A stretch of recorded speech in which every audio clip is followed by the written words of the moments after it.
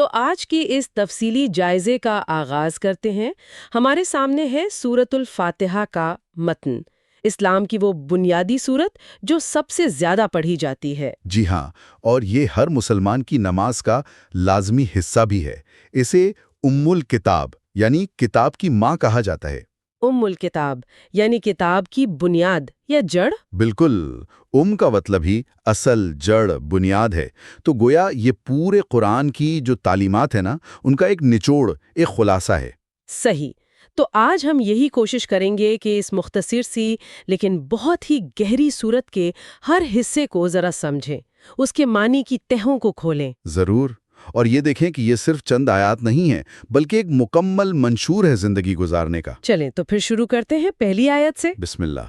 دیکھیں، یہ سورت ایک دعا بھی ہے، اللہ کی حمد و ثنا بھی، اور بندے کا، آپ کہیں کہ بندگی کا اقرار بھی۔ جی۔ اس کا ہر جملہ عقیدے کے جو بنیادی ستون ہیں، اللہ کی صفات ہیں، اور ہدایت کی جو شدید طلب ہے، اسے واضح کرتا ہے۔ تو پہلی آیت، بسم اللہ الرحمن الرحیم، شروع اللہ کے نام سے جو بڑا مہربان نہایت رحم والا ہے۔ یہ تو ہم ہر کام سے پہلے پڑھتے ہیں، لیکن یہ صرف ایک رسمی آغاز تو نہیں لگتا؟ نہیں، آپ نے بالکل صحیح پکڑا۔ یہ صرف رسم نہیں ہے، یہ ایک رویہ ہے، ایک شعور ہے۔ ہر کام اللہ کا نام لے کر شروع کرنا، یہ اس بات کا اعتراف ہے کہ بھئی ہم خود کچھ نہیں ہیں۔ اچھا۔ بالکل بے بس، محتاج، ہر کامیابی، ہر حرکت، ہر سانس، وہ اللہ کی توفیق سے ہے، اس کی مدد سے ہے۔ تو یہ ہمیں اپنی حد یاد دلاتا ہے، اور کام کے شروع میں ہی اللہ کی برکت، اس کی رہنمائی طلب کرنے کی طرف لاتا ہے۔ اور یہ دو نام، الرحمن اور الرحیم، دونوں رحمت والے، ان میں کیا فرق ہے یا کیا خاص بات ہے؟ جی، یہ بہت اہم ہے۔ دونوں کا ساتھ آنا اللہ کی رحمت کی جو وسعت ہے نا، اور گہرائی، اس کو ظاہر کرتا ہے۔ اچھا۔ الرحمن وہ اللہ کی عام رحمت ہے، بہت وسیع، ہر مخلوق کے لیے، مسلمان ہو، غیر مسلم ہو، کوئی بھی ہو۔ جیسے سورج، ہوا، پانی، بالکل، رزق، یہ سب اس کی رحمانیت ہے۔ اور الرحیم، یہ اس کی وہ خاص رحمت ہے جو اہل ایمان کے ساتھ ہے، دنیا میں بھی اور خاص طور پر آخرت میں۔ اچھا، یعنی ہدایت، مغفرت، جنت۔ جی، وہ والی نعمت ہے۔ تو بسم اللہ پڑھ کر ہم گویا اللہ کی عام رحمت کے سہارے جینے اور اس کی خاص رحمت کے امیدوار ہونے کا اعلان کرتے ہیں، اور یہ پوری صورت کے مزاج کو، بلکہ پورے دین کے مزاج کو سیٹ کرتا ہے کہ اللہ سے تعلق کی بنیاد رحمت پر ہے۔ زبردست، یعنی شروع میں ہی امید اور شفقت کا پیغام۔ اچھا، اب اگلی آیت، الحمدللہ رب العالمین، سب تعریفیں اللہ کے لیے ہیں جو تمام جہانوں کا رب ہے۔ یہاں حمد کا لفظ ہے، شکر کا نہیں۔ اس میں کیا فرق ہے؟ یہ کیوں اہم ہے؟ یہ بہت لطیف نکتہ ہے۔ دیکھیں، شکر جو ہے نا، وہ عموماً کسی نعمت یا احسان کے جواب میں ہوتا ہے۔ جی ہاں۔ لیکن حمد، اس کا دائرہ بہت وسیع ہے۔ حمد میں شکر تو شامل ہے ہی، لیکن اس کے ساتھ ساتھ اللہ کی جو ذاتی عظمت ہے، اس کے کمالات، اس کی خوبیاں، اس کی شان، اس پر اس کی تعریف کرنا۔ اچھا، چاہے ہمیں کوئی فوری نعمت ملی ہو یا نہ ملی ہو؟ بالکل، چاہے ہمیں محسوس ہو رہا ہو یا نہ ہو رہا ہو، الحمدللہ کا مطلب ہے کہ تعریف کی ہر قسم، ہر انداز، ہر سطح، اس کا حقیقی حقدار صرف اور صرف اللہ ہے۔ واہ! یہ کائنات کی ہر خوبصورتی، ہر نظام، ہر کمال، دراصل اسی کی حمد بیان کر رہا ہے۔ اور رب العالمین، یہ تو بہت ہی وسیع ترکیب لگتی ہے، تمام جہانوں کا رب۔ جی ہاں، دیکھیں، رب کا لفظ عربی میں بڑا جامع ہے، صرف پالنے والا یا پرورش کرنے والا ہی نہیں ہے۔ اچھا۔ بلکہ مالک، آقا، قانون بنانے والا، حاکم اعلیٰ، تدبیر کرنے والا، ہر چیز کو سنبھالنے والا، یہ سب معنی رب میں ہے۔ اوہ! اور العالمین، عالم کی جمع، تمام جہان، صرف یہ زمین آسمان نہیں، بلکہ ہر وہ دنیا جس کا ہمیں علم ہے یا نہیں ہے، نظر آنے والی، نہ نظر آنے والی مخلوقات، نظام، کہکشائیں، سب کچھ۔ سبحان اللہ!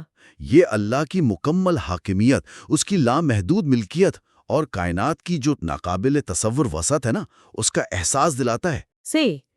یعنی ہمارا تعلق کسی ایک علاقے یا قوم کے خدا سے نہیں، بلکہ پوری کائنات کے خالق و مالک سے ہے۔ بالکل، اس میں ایک طرح سے یونیورسلزم کا پیغام بھی ہے۔ واقعی، یہ تو سوچ کو بہت پھیلا دیتا ہے۔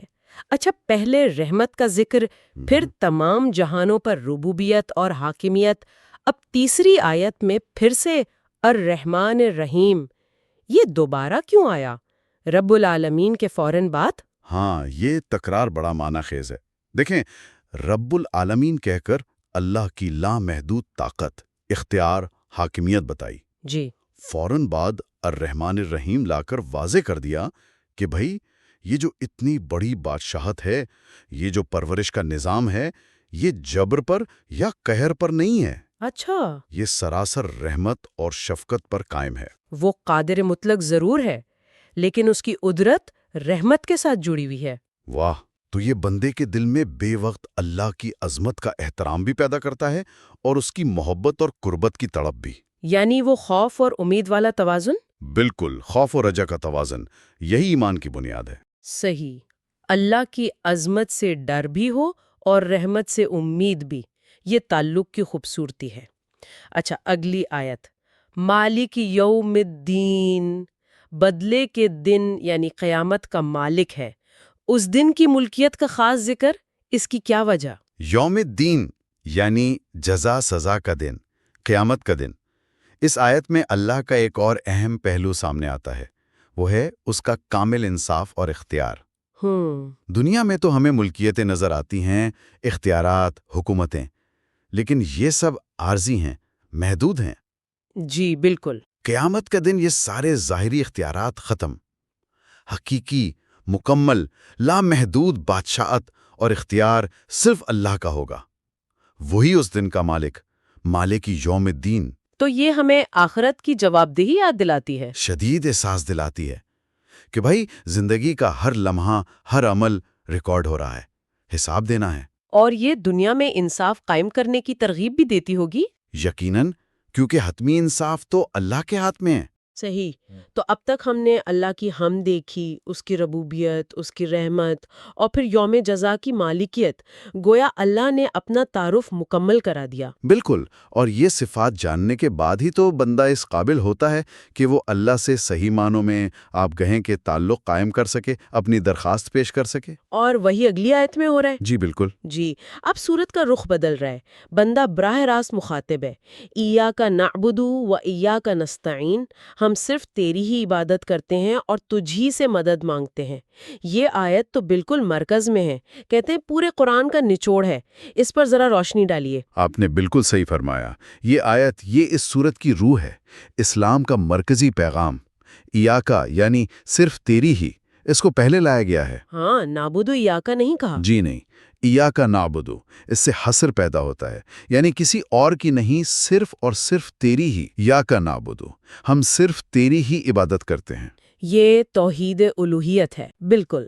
بندگی، پرستش، اطاعت کا حقدار صرف اللہ، ہر قسم کے شرک کی نفی۔ اور یہ صرف نماز روزہ نہیں ہے، اچھا، زندگی کے ہر معاملے میں اللہ کے حکم کو سب سے اوپر جاننا، یہ ہے ایاک نعبد۔ اور وَإِيَّاكَ نَسْتَعِينُ، عبادت کے ساتھ ہی مدد مانگنے کا ذکر۔ اور تجھی سے مدد مانگتے ہیں، یہ توحید ربوبیت کا عملی پہلو ہے، یعنی یہ مان لینا کہ عبادت کرنے کے لیے، نیکی کرنے کے لیے، ارے بھائی دنیا کا کوئی بھی کام صحیح طرح کرنے کے لیے جی، ہم اپنی طاقت پر، اپنی صلاحیت پر نہیں بلکہ پوری طرح اللہ کی مدد پر انحصار کرتے ہیں۔ اچھا، اور نستعین کا جو صیغہ ہے نا، یہ کوشش اور طلب میں مبالغہ بھی دکھاتا ہے، یعنی ہم پوری کوشش سے گڑ گڑا کر صرف تجھی سے مدد مانگتے ہیں۔ تو یہ ہمیں سکھاتی ہے کہ اسباب تو اختیار کرو، لیکن بھروسہ اللہ پر رکھو۔ بالکل، بھروسہ اسباب پر نہیں، مسبب الاسباب پر۔ اور یہ ہمیں غیر اللہ کے سامنے جھکنے سے، ان سے امیدیں لگانے سے روکتی ہے، عزت نفس دیتی ہے۔ صحیح، یہ آیت بندے اور اللہ کے تعلق کی پوری عمارت کی بنیاد ہے، خالص بندگی اور کامل توکل۔ یہ تو ایک مکمل عہد لگتا ہے، بندگی کا اعلان بھی اور اپنی محتاجی کا اعتراف بھی۔ جی ہاں، اسی لیے شاید اس عہد کے فوراً بعد سب سے اہم دعا آ رہی ہے، اہدنا الصراط المستقیم، ہمیں سیدھا راستہ دکھا۔ اب اس دعا کی کیا ضرورت پڑ گئی؟ بہت اہم سوال ہے۔ یہ دراصل پچھلی آیت کا جو عہد تھا نا، ایاک نعبد و ایاک نستعین، اس کو نبھانے کی درخواست ہے۔ اچھا، گویا بندہ کہہ رہا ہے، یا اللہ، میں نے کہہ تو دیا کہ صرف تیری عبادت کروں گا، تجھی سے مدد مانگوں گا، لیکن اس پر قائم رہنے کے لیے جی، اس عبادت کو صحیح طریقے سے کرنے کے لیے، زندگی کے ہر موڑ پر صحیح فیصلہ کرنے کے لیے مجھے تیری رہنمائی چاہیے۔ میں اپنی عقل سے، اپنے علم سے، اپنی خواہش سے یہ راستہ نہیں پا سکتا۔ اور صراط المستقیم کیا ہے؟ وہ واحد، سیدھا، متوازن راستہ جو دنیا میں تیری رضا اور آخرت میں جنت تک لے جائے۔ یہ کوئی رکا ہوا راستہ نہیں ہے۔ مطلب زندگی کے ہر قدم پر صحیح انتخاب کرنے کی توفیق مانگنا، یہ سب سے جامع، سب سے بنیادی دعا ہے جو انسان کر سکتا ہے۔ یعنی یہ صرف راستہ جاننے کی دعا نہیں، بلکہ اس پر چلنے اور قائم رہنے کی توفیق بھی مانگ رہے ہیں۔ بالکل، ہدایت کا مطلب صرف جاننا نہیں ہے نا، ماننا بھی ہے، عمل کرنا بھی ہے اور اس پر جمے رہنا بھی ہے۔ تبھی یہ دعا ہر نماز کی ہر رکعت میں ہے۔ جی، کیونکہ ہمیں ہر لمحہ اس ہدایت کی ضرورت ہے، ہر لمحہ۔ اب آخری آیت اس صراط مستقیم کی وضاحت کرتی ہے اور کچھ راستوں سے بچنے کی دعا بھی سکھاتی ہے۔ صراط الذین انعمت علیہم غیر المغضوب علیہم ولا الضالین، ان لوگوں کا راستہ جن پر تو نے انعام کیا، نہ کہ ان کا جن پر غضب کیا گیا، اور نہ ہی گمراہوں کا۔ یہ انعام والے کون لوگ ہیں؟ یہاں صراط مستقیم کی عملی تصویر دی گئی ہے۔ پہلے مثبت مثال، صراط الذین انعمت علیہم، ان لوگوں کا راستہ جن پر اللہ نے اپنا فضل کیا، انعام کیا۔ قرآن میں دوسری جگہ بتایا گیا ہے۔ کون ہے یہ؟ کہاں پر؟ سورۃ النساء میں، انبیاء، صدیقین، شہداء اور صالحین۔ اچھا، انبیاء، سچائی پر قائم رہنے والے، گواہی دینے والے اور نیک لوگ۔ جی، یہ وہ ہیں جنہوں نے ہدایت قبول کی اور اس پر عمل کیا۔ یہ ہمارے لیے رول ماڈل ہیں، ان کی پیروی کی دعا ہے۔ اور پھر دو گروہوں سے پناہ مانگی گئی ہے، المغضوب علیہم، جن پر غضب ہوا، اور الضالین، جو گمراہ ہوئے۔ ان میں کیا فرق ہے؟ ہاں، یہ سمجھنا ضروری ہے۔ غیر المغضوب علیہم ان کا راستہ نہیں جن پر تیرا غضب ہوا۔ یہ وہ لوگ ہیں جنہوں نے حق کو پہچانا، سچائی ان پر واضح ہو گئی، لیکن جان بوجھ کر۔ جان بوجھ کر؟ جی، جان بوجھ کر، تکبر سے، ضد سے یا دنیاوی فائدے کے لیے اسے رد کر دیا، اس کی مخالفت کی، اس میں تبدیلی کر دی۔ یعنی علم تھا مگر عمل نہیں کیا اور دشمنی کی۔ بالکل، یہ جان بوجھ کر غلط راستے پر چلنا ہے۔ اور ولدالین؟ اور نہ ہی گمراہوں کا راستہ۔ یہ وہ لوگ ہیں جو حق تک پہنچ ہی نہیں پائے، یا لا علمی، جہالت یا غلو، مطلب حد سے بڑھ جانے کی وجہ سے سیدھے راستے سے بھٹک گئے۔ تو انہوں نے جان بوجھ کر انکار نہیں کیا؟